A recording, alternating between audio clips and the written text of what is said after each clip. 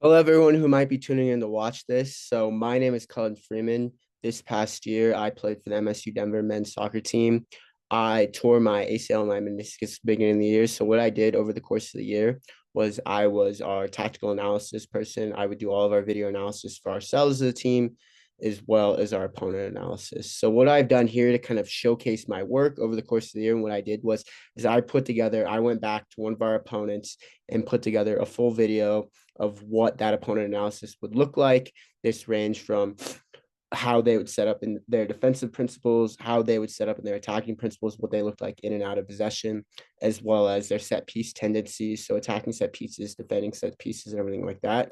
For the purpose of this video, I'll also showcase some ideals of how my team, MSU Denver, looked to set up. So, in terms of what we're looking to do in and out of possession, tactically, how we look to set up, and what principles we're looking to showcase ourselves and how we want to go about playing our opposition in this case. So, Regis University. So, in the first part of this, I'll talk about just our principles, what we're trying to do as a whole as a team, and then I'll dive into the opponent analysis sector of how we were looking to break down Regis, their tendencies, what they were looking to do again in and out of possession, everything like that. So we'll get into it here briefly.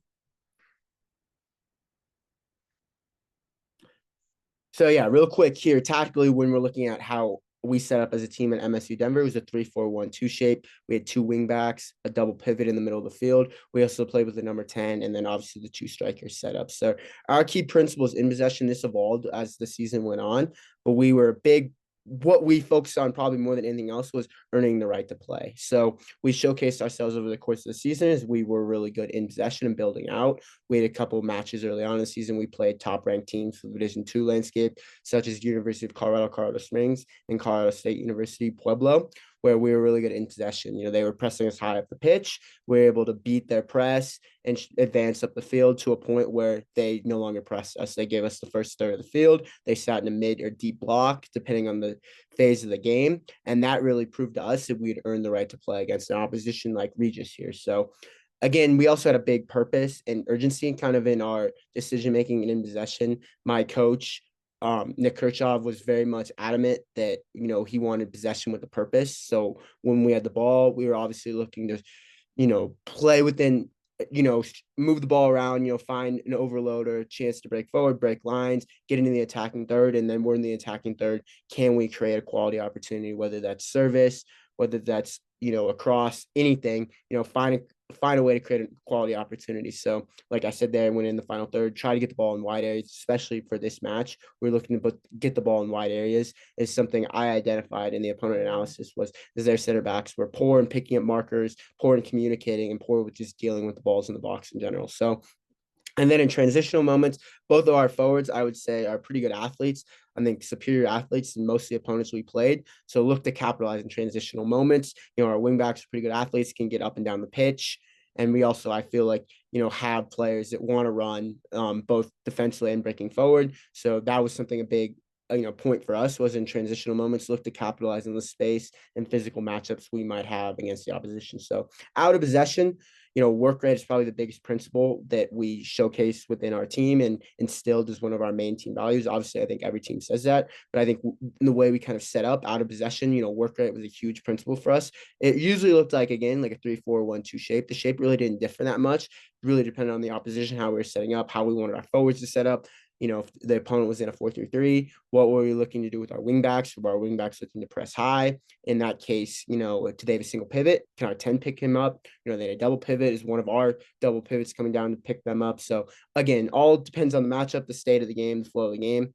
And I'll break into that a little bit in our opponent analysis here. But our forwards also were the ones that kind of lead the press defensively. And I know every team kind of says that their forwards, dictate how we press. But for us, it was even a bigger principle because our forwards dictated and where we were looking to force the opposition in terms of we had two forwards, so were we looking to force them in the wide areas?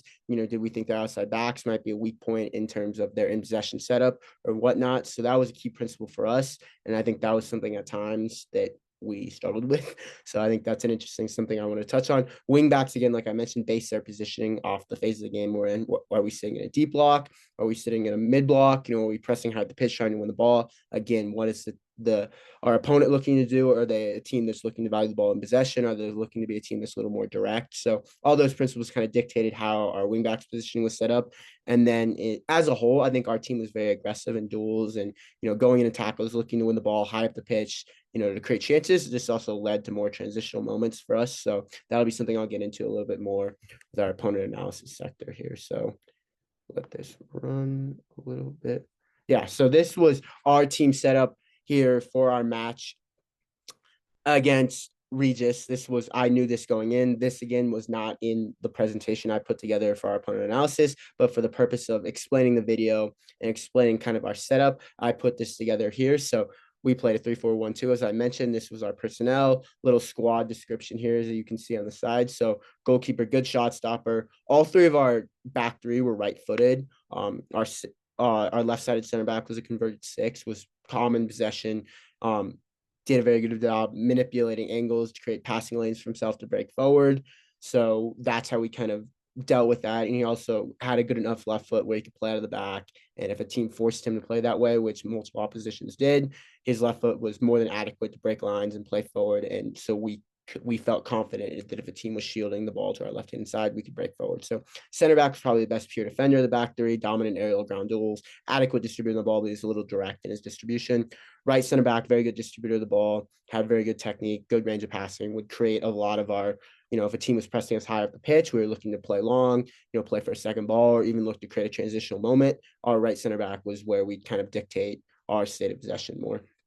Both our double pivots covered a ton of ground, both very good in possession, as I mentioned earlier, talking about how we kind of earned the right to play over the course of the season. Both our double pivots were very good at receiving the ball back to the game, keeping possession, circulating the ball around the pitch for us to find an overload to break forward, something like that. Both very good players, both smaller guys, but again, covered a ton of ground and worked really hard in and out of possession. They would find themselves a little bit out of possession at times because they both like to break forward and again, cover a lot of ground, be very involved in the state of the game. So again, that created more transitional moments for us to defend. But again, we'll break into that a little bit in the tactical analysis.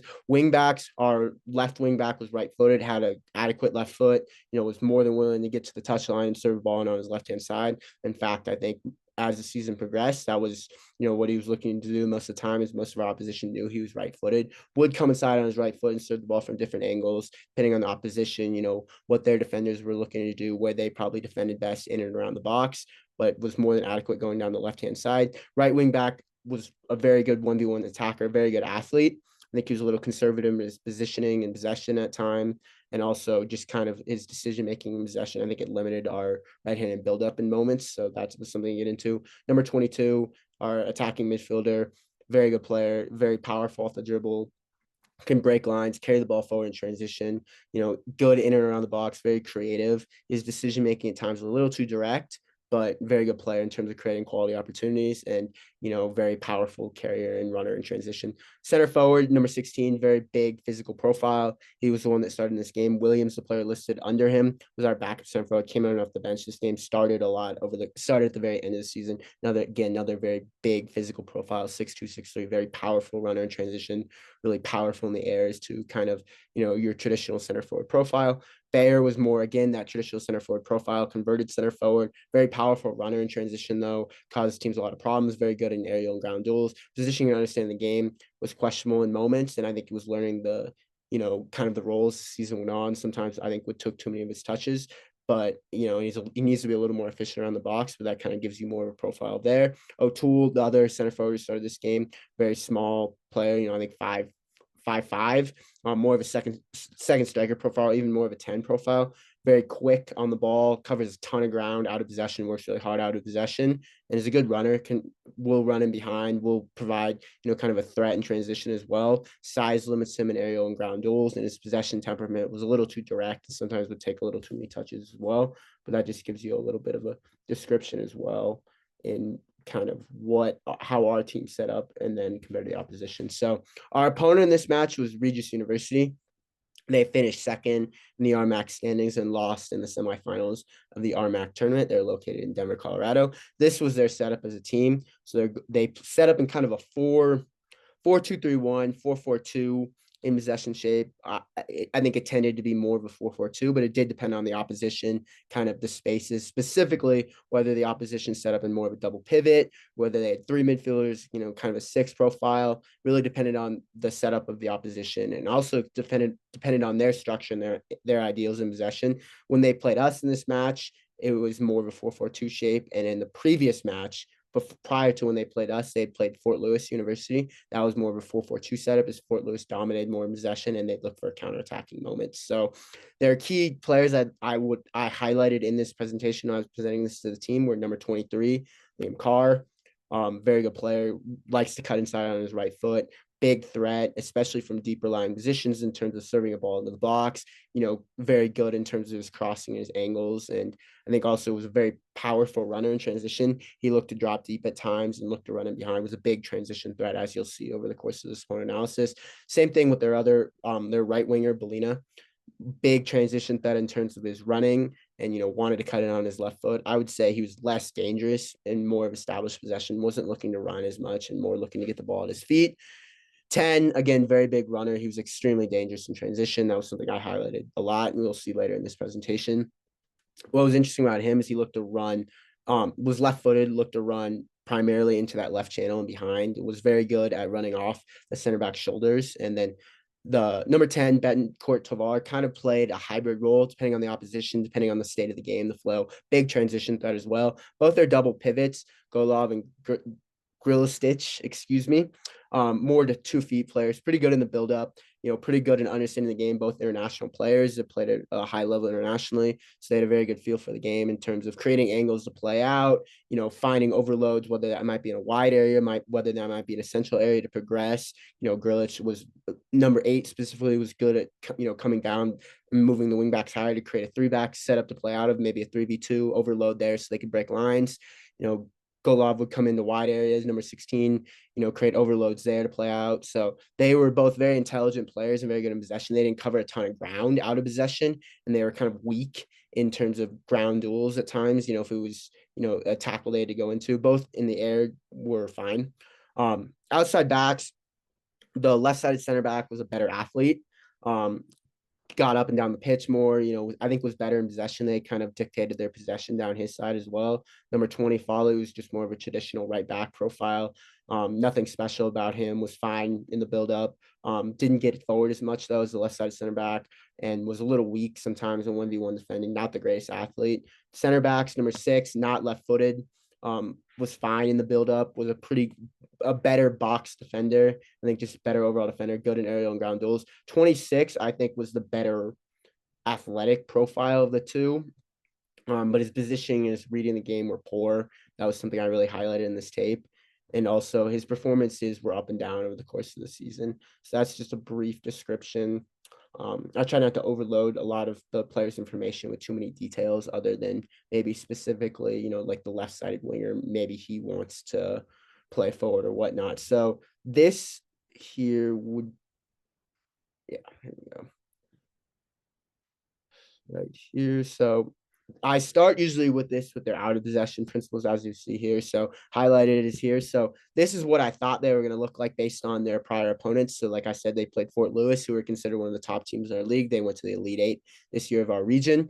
So they sat in the 4-4-2 kind of mid-block shape against Fort Lewis. I expected them to do similar against us because I thought they were going to respect us and the way we had played. And we were coming off multiple matches where we had, earned the right to play against top level opposition, and they had sat back against us in a 4-4-2 mid block. So again, I thought it was gonna be a 4-4-2 mid block shape out of possession. It's a very narrow shape. That was something I identified over the course of this analysis in the film. Center backs, I just wanted to highlight this briefly there. Key principle of center backs, very reactionary, do a poor job of kind of marking and tracking runners. That was something I really wanted to emphasize over the course of this. So I emphasized it at the very start here. Then I usually break into our key points here.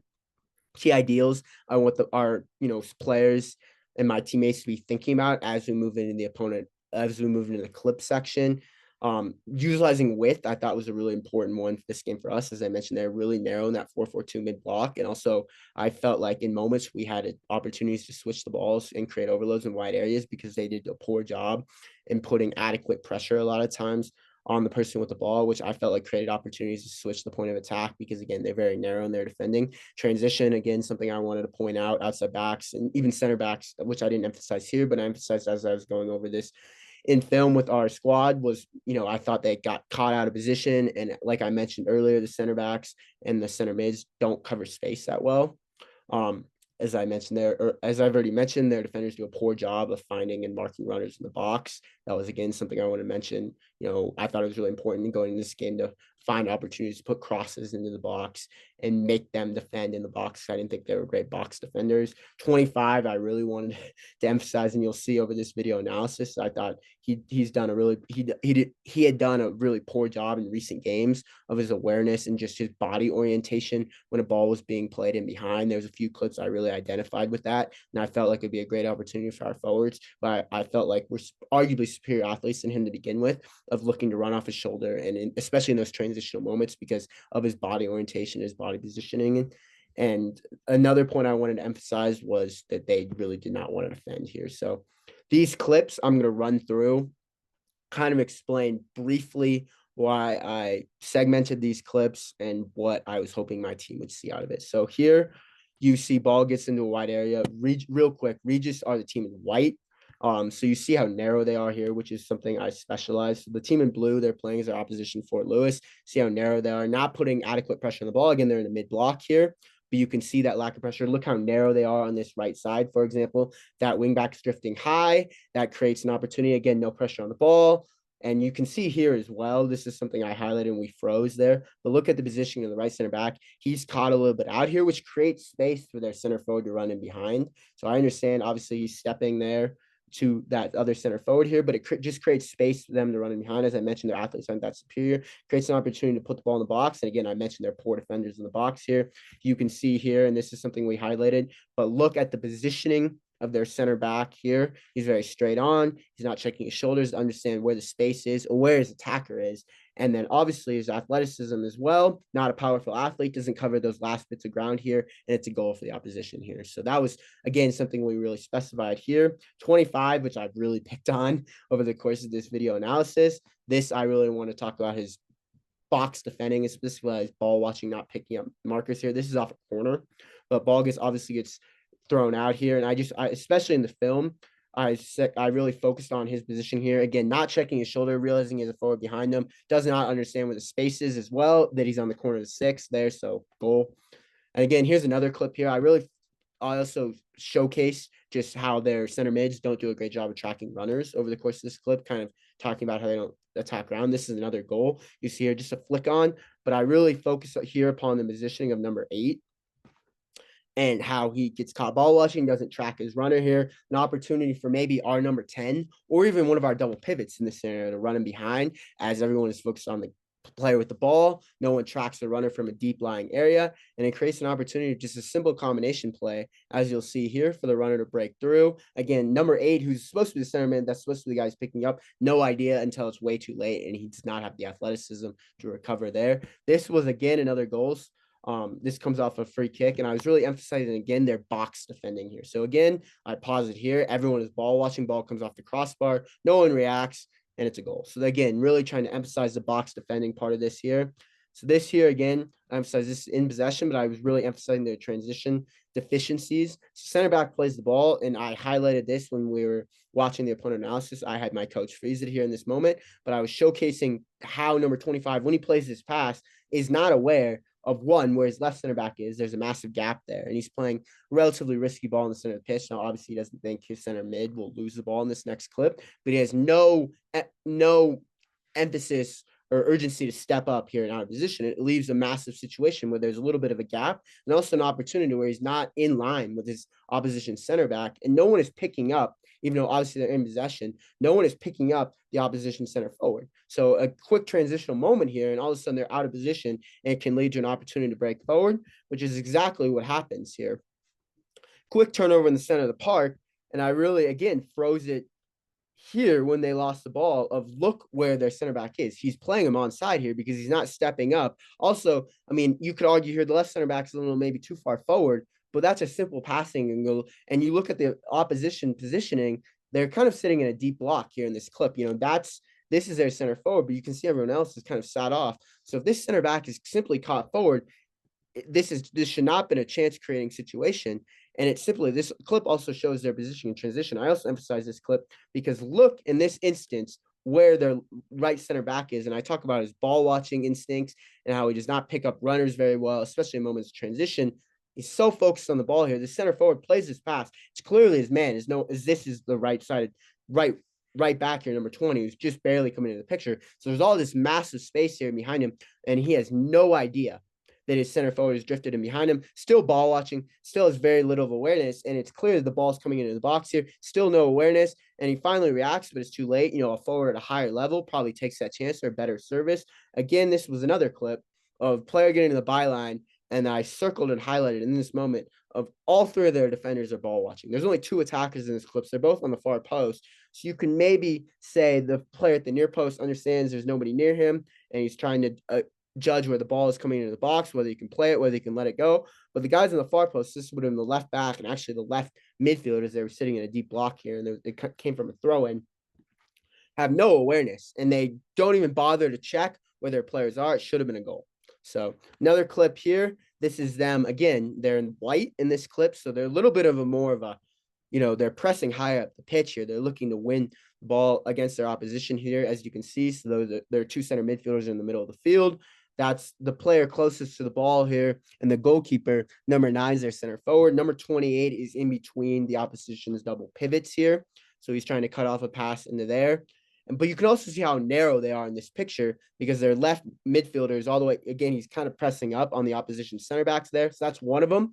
And then the right side of midfielder is very far tucked inside, which just showcases how narrow they are in possession. And you can see the opposition outside backs. However, they're not putting adequate pressure on the ball here, which allows, and as I highlighted there, you can see how narrow they are again in possession. No adequate pressure on the ball allows that big switch. And also the opposition's left midfielder here is very intelligent, and that he's tucked inside and is forcing his opposition fullback to come farther inside. He's also higher up the pitch to make his opposition fullback respect him, which creates an outlet on the other side. And this was something that was very apparent when watching them in film, that you can create an outlet here. This creates a 2v1 situation. Obviously, a great ball from the goalkeeper out, but it creates just a situation to break forward because of lack of adequate pressure on the ball and being in too narrow in possession.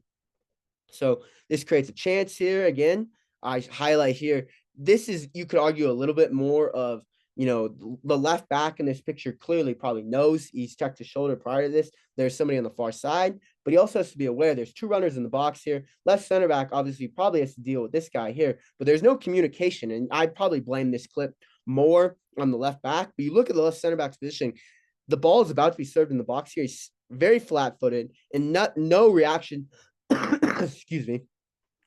Is not in a position to react at all. Ball actually goes right over his shoulder in this clip, but because of his body orientation, is because of positioning, creates an opportunity there. They deal with it, but it's poor positioning and poor body orientation for the fullback.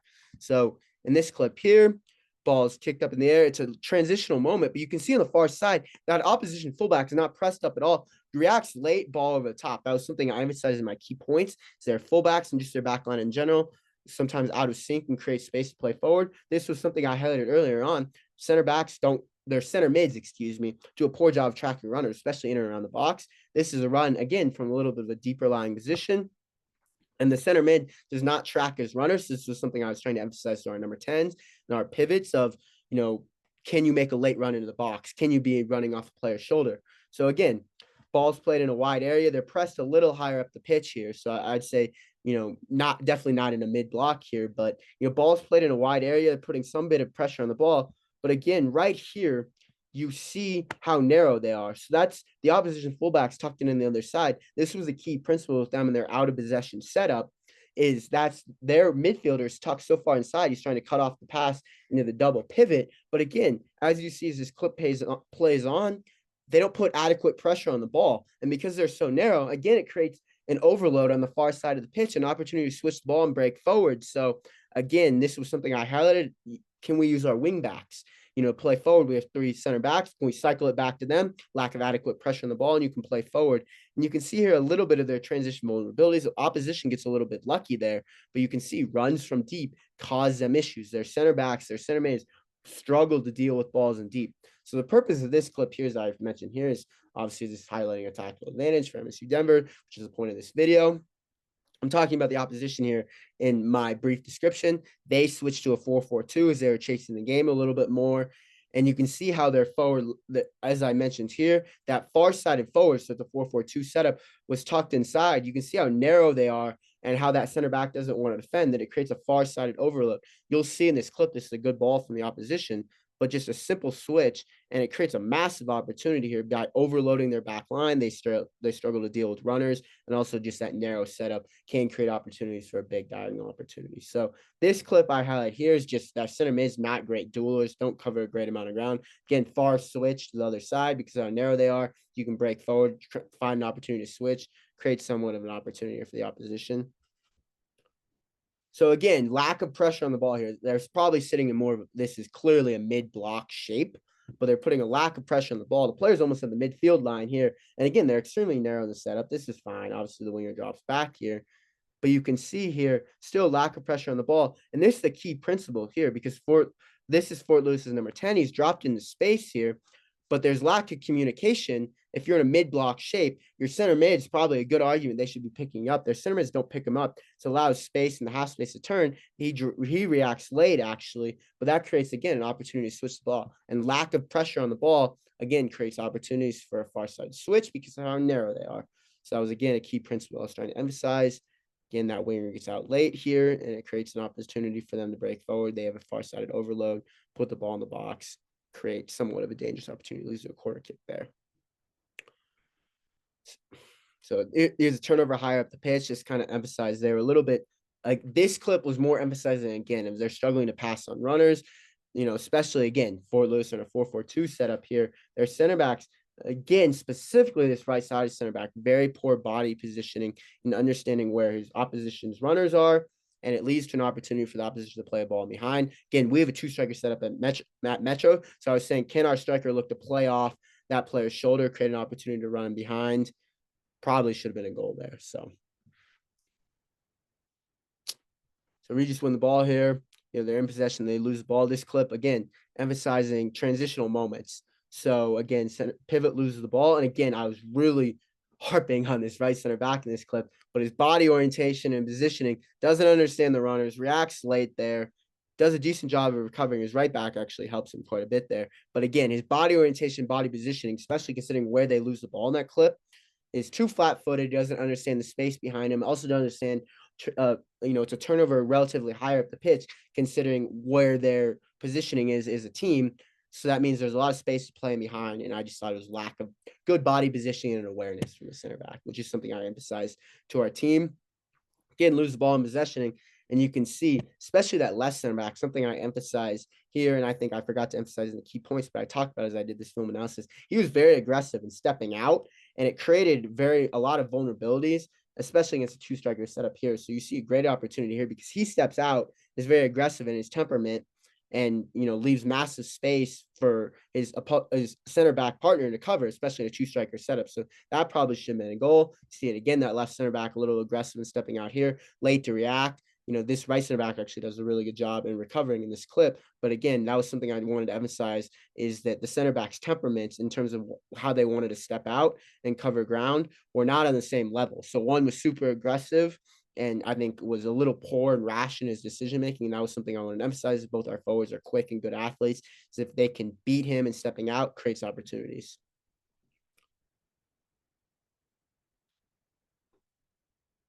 So here's just kind of head tennis. This clip eventually leads to an opportunity to play over position. And again, that right center back's positioning wasn't great. And you also see how narrow it was. So that was something I wanted to emphasize over just my team as I was doing this film analysis, is they usually play with a relatively high line. And in moments you can win in just quick transitional moments, look for an opportunity to play in behind. So this was one of a few clips. They don't press very much, as I mentioned there. There was a few clips we mentioned earlier, them in a high block.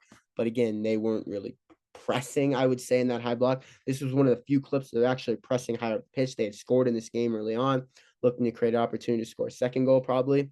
So they play short here. And again, you can see the setup. This is more, again, probably a 4-4-2 setup, you could argue, with that second forward screening the opposition's pivot. So as you can see here, again, very narrow in the setup, kind of encouraging the ball here. Ball's played back to the center back. I will say this is I highlight here, this center forward does a good job here in this clip, actually right here, looks to cut off the switch rather than forcing adequate pressure on the ball right away and looking to force them to play long. As you can see there, it's a 4v4 at the back, so that probably focuses a little bit on why they're not probably looking to play a long ball right away. He limits his passing options and forces him to play in the middle of the pitch. And as I mentioned there, this is kind of, I think, why they were trying to be narrow and having that far-sided midfielder, wide midfielder pinching inside, especially against a double pivot here. He actually is able to, as you can see in the clip, pick off the pass. That was something I wanted us to be aware of, is they're very narrow and that winger can jump in those moments to pick off a pass. So be very wary of central progression when they're pressing high off the pitch and trying to skip maybe to the far-sided. We play with double pivots, trying to skip to that far-sided pivot for us. So now wanted to highlight them in possession over the course of this analysis. So again, very similar setup as I did to the out of possession analysis. I had just a quick tactical screenshot of how it would look when they were in possession. So again, I've mentioned there 4-4-2 shape, looked more of a 4-4-2 against us, but at times, as I mentioned there, it looked like a 4-2-3-1. And something I really wanted to mention there was I thought their wingers were two of their most dangerous players. I focused upon how their left winger will look to come into the half space, receive the ball, and their right winger likes to stay more, at least when they're building out, more wide to create width and just opportunities to play forward. And I'll get into the key points there. Again, I'm emphasizing key points of how we're looking to set up, especially for us, because our wing backs and our back three were a big point for us, especially in a game like this when they have really almost four attacking players. Key points I want to emphasize: most dangerous in transition. All front four, as I mentioned, pretty skillful, good 1v1 direct players. You'll see that over the course of the clips and how I really emphasize that.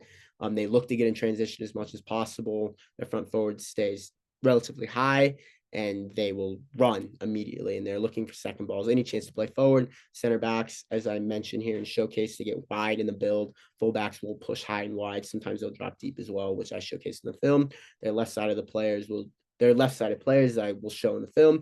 And I showed will rotate and attempt to create overloads. Left back has the freedom to invert, will do in certain situations. Center back doesn't have obvious passing options, will look to lump it long. They'll look to play for second balls or forwards running in behind, anything along that line. They look to get, and as I showcased within the video clips I chose, they look to get the ball wide and try to get their wide players in isolation positions. So they have good delivery, which is something I emphasize.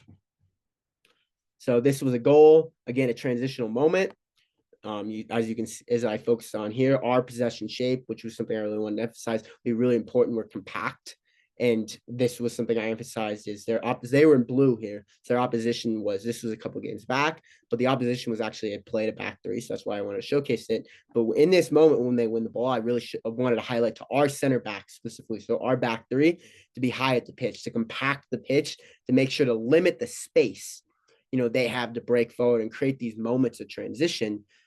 Because as you can see as this clip goes on, Westminster's back three is not high enough up the pitch, which creates a big space for them to break forward, and it creates a transitional opportunity as they continue to drop back, not putting adequate pressure on the ball. And you can see there, they have the runners to run in behind. So again, 23, they're cutting in on his right foot, plays the ball behind, forward's very clinical, but it's a transitional opportunity that was created because of just the Westminster being in possession, not being compact enough. So this again is off a corner kick. I was more highlighting in this clip of just how their forwards will look to run in transition and how they make runs from deep. That guy that's their center forward, their number 10, but he was all the way back defending the corner and he's willing to run all the way forward. So again, highlighting how much they want to run in transition. Again, a set piece moment, but you can see again, balls cleared out here. They're looking to run immediately. Second ball's played in the box. And again, you can highlight right here. A ball gets cycled out, but look, all their front four is running right away. Their wingers are looking to run, their forwards are looking to run. They really emphasize these transitional moments of opportunities to break forward. So here they're in it's another transitional moment. Ball's one in the center of the pitch, played in a wide area. This one I was more emphasizing how their center forward looks to run in off the shoulder of one of the center backs. So for us, it was a back three. It's something I was really looking to emphasize.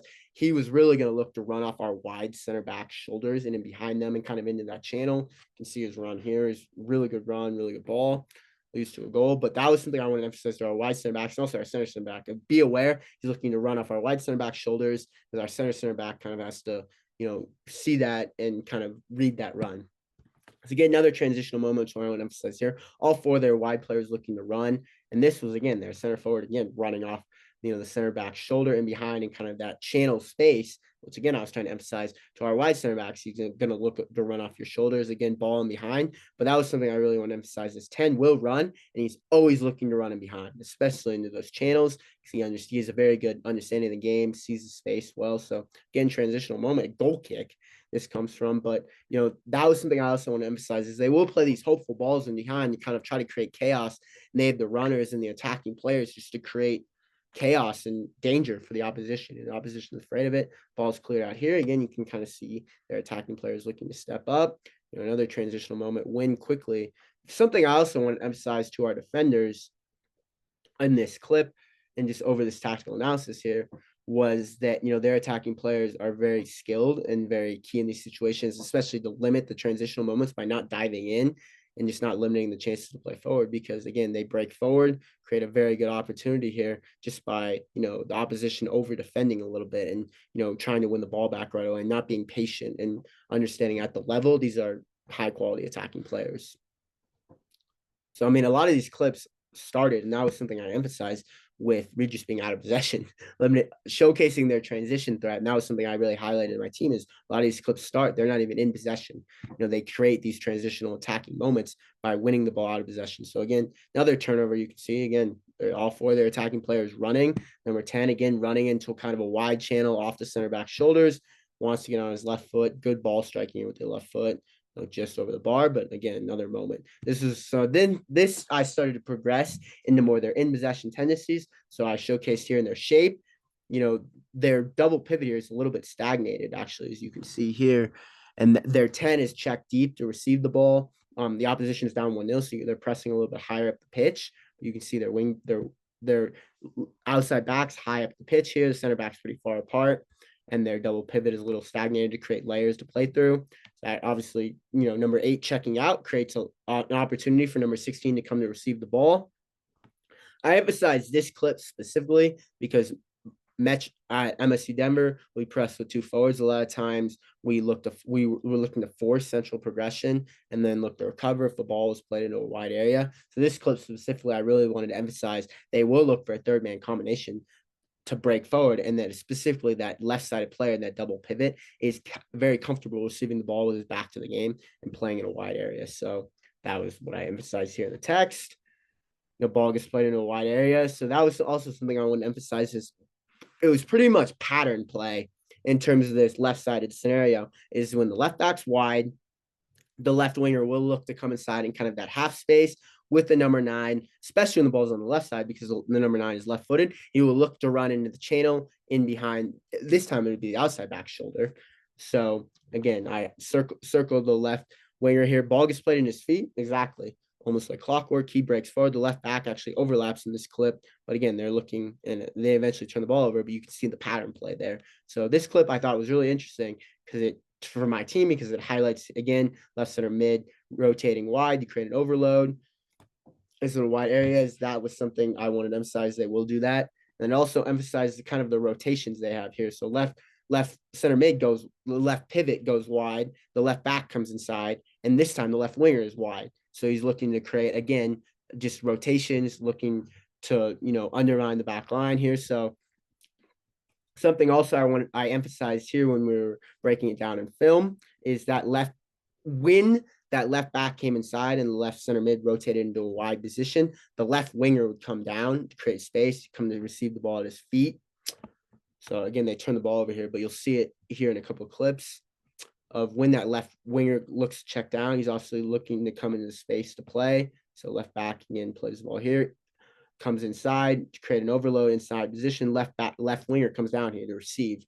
So by left back coming inside and inverting, that creates a space for the left winger to play. And he's looking to break forward and kind of exploit the space he's created. So a lot of times with quick combination play, sometimes it was turns. He tried to turn multiple times against us. But when he checks down, he's looking just to exploit the space he's just created. So again, balls played short. This clip really highlighted their build up very well. But again, their double pivots are stagnated to create passing angles to play forward. I think this is the right side of the double pivot here, all the way higher up the pitch, just almost barely in the picture. Left center mid's farther down the pitch. The left back, the outside backs are a little bit deeper in this clip, but I think that also had to do with this side of the pivot being a little bit higher up the pitch, and also I think the opposition positioning. So they're in a 4, obviously creating that overload with a 5 to break forward. Also, in these situations, a lot of times their front 4 would start so high to create these massive spaces. So as you can see here, as towards the middle part of the pitch here, there's almost nobody in the screen. So that was something I highlighted in my team is with their forward starting high, they're creating that space to come into to break forward, creating multiple layers in that build up to break forward, multiple passing angles for the defenders. So you can see there, left winger's coming to check down to exploit that space. Nobody's following him because the forwards are higher up the pitch, but it creates a situation here for the opposition where did they come inside and cut off the ball inside the pocket, or did they completely leave the outside back? Also, it's worth noting here, and it's something I emphasized in the film analysis, was the left back.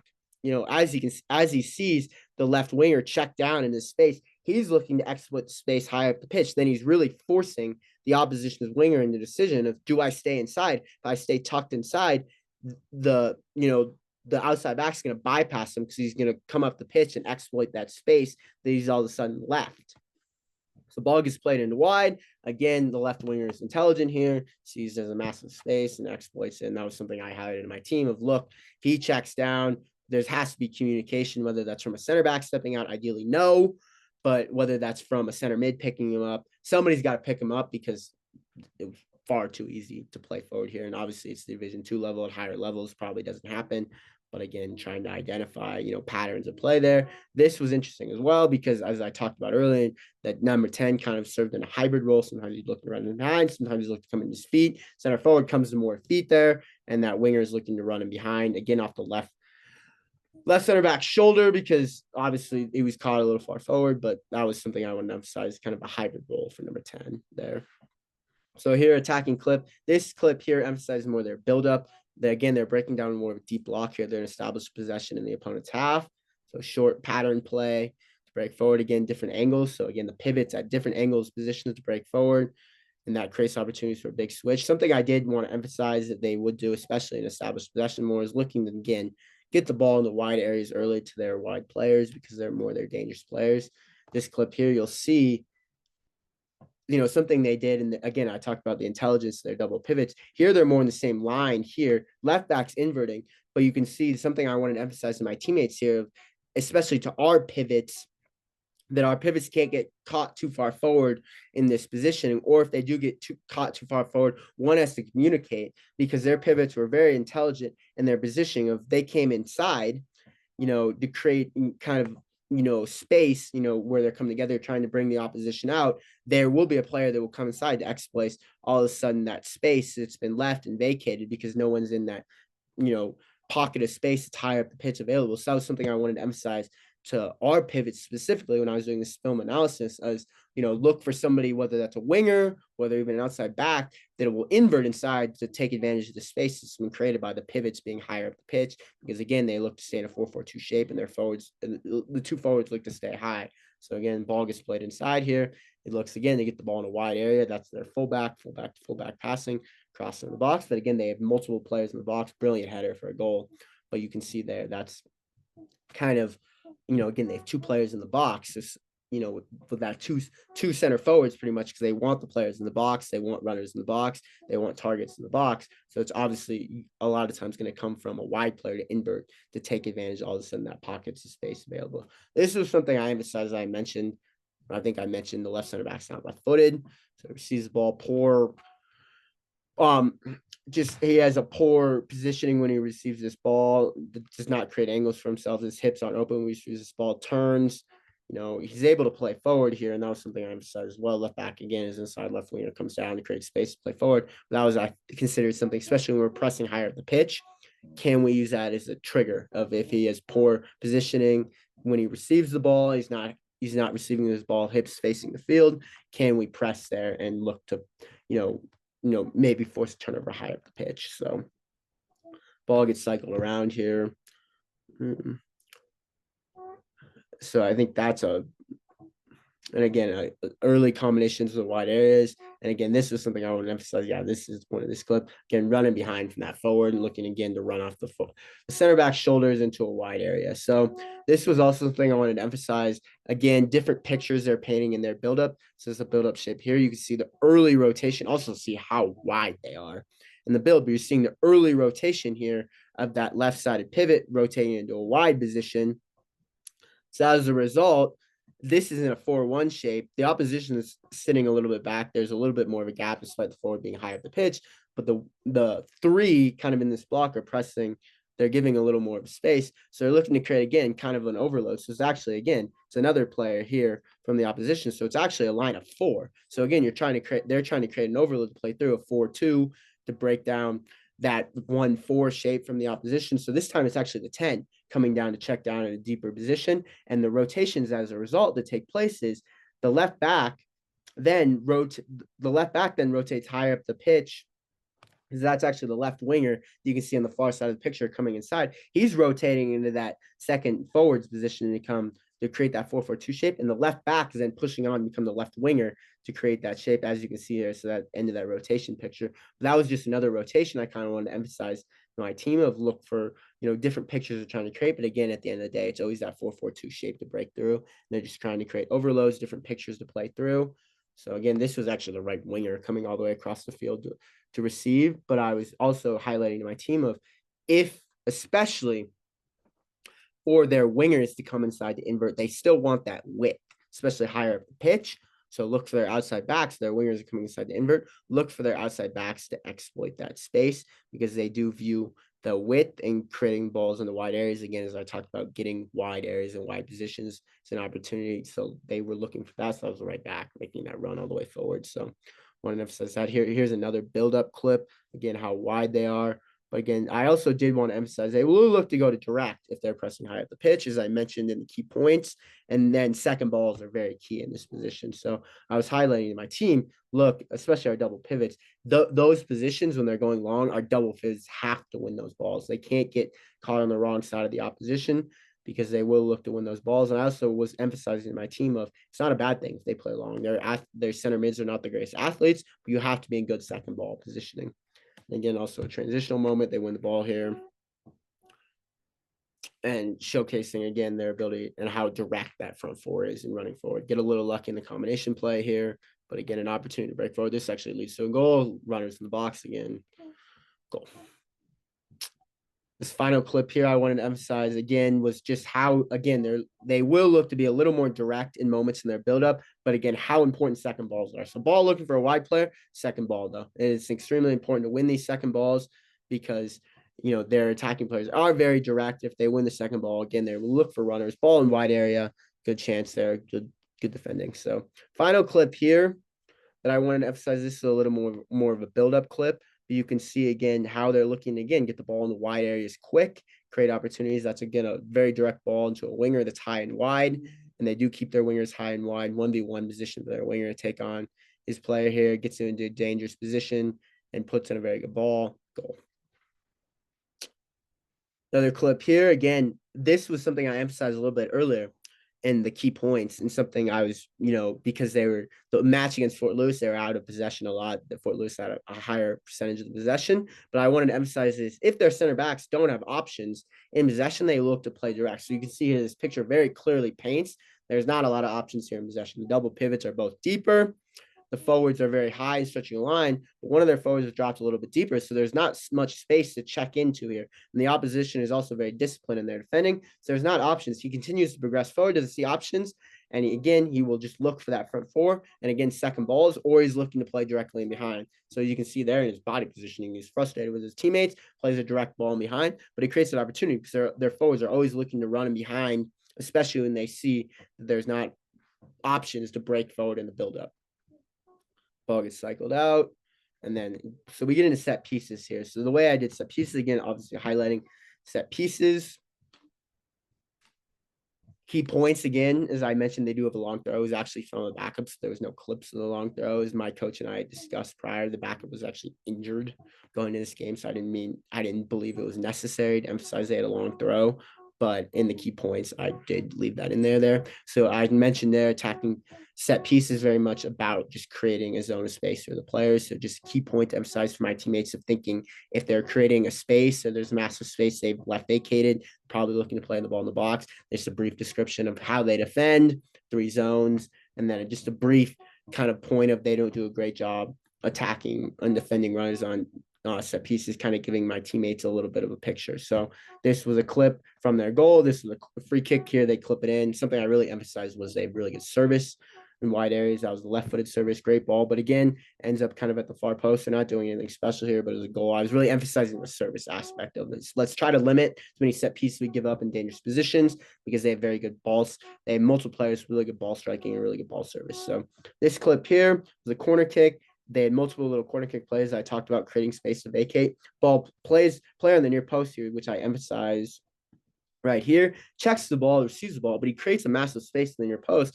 And as you can see by all the positioning of the runners in the far post, they're all positioned at the far post. That creates space in the near post to play the ball into. And that runner checking too creates even more space because there's only one player in the post. So I emphasize, obviously, we defended in zone, so it's less of a problem. But I was emphasizing of they're always looking to find space. So as you can see, when this ball is played in here, so I circle it, there's space just to identify where the ball will be played into. Play the ball in. It's not the greatest delivery, so the keepers actually come to claim it, but you can see they have multiple players attacking that post here. So again, a little bit of a different setup here. There's another set piece play. They have one player at the near post, but they don't really have as many players deep. All the players are in the middle of the box. And you'll be able to see here the 2 runners actually break a little bit early here, right there.